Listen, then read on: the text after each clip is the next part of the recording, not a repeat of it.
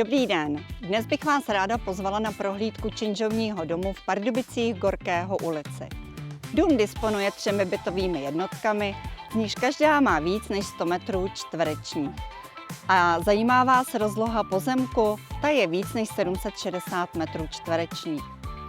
Dům je vhodný nejen k rekonstrukci bytových jednotek pro účely bydlení, ale troufnu si říct, že svojí polohou a stylem splňuje i podnikatelský záměr.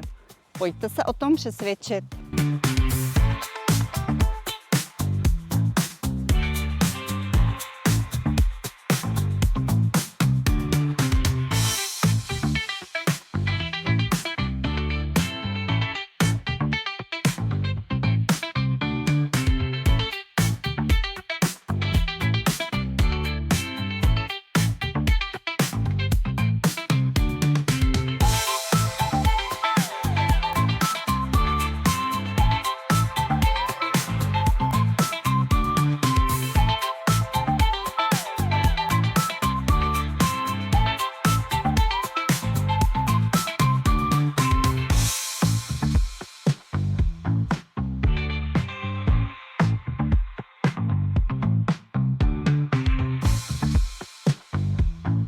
Pokud se vám dům líbil, ráda se s vámi setkám na prohlídce osobně.